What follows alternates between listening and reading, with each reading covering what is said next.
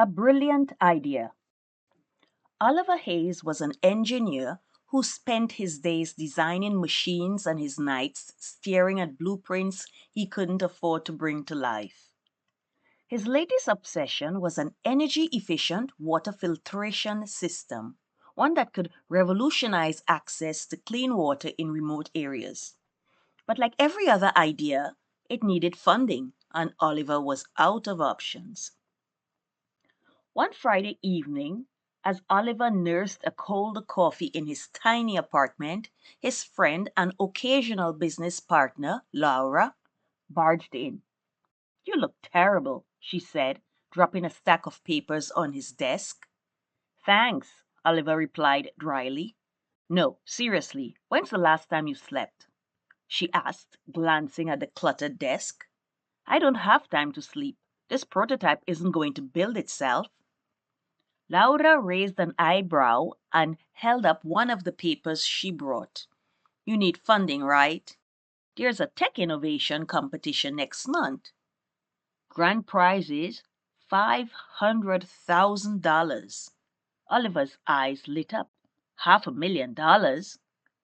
Yes, but, Laura added, it's not just for inventors. There'll be companies, startups, and people who can actually pitch their ideas without boring everyone to death.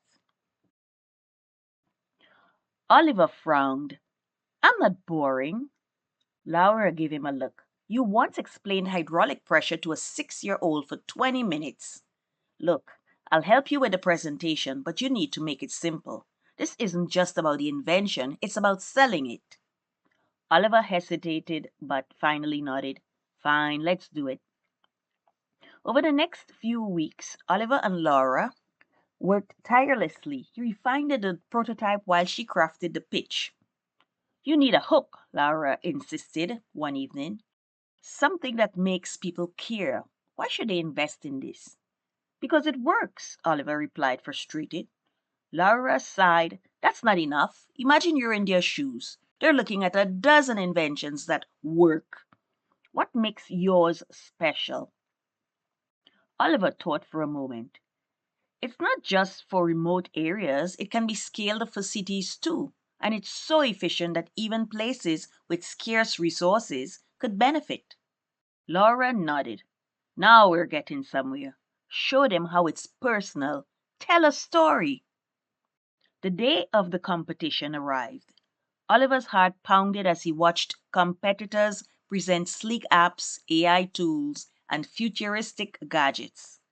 When his turn came, he wheeled his modest prototype onto the stage. "Good afternoon," he began, his voice shaking. "My name is Oliver Hayes, and I'm here to solve a problem that affects billions of people: access to clean water."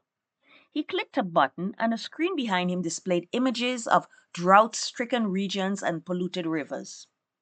"This is not just a problem for faraway places.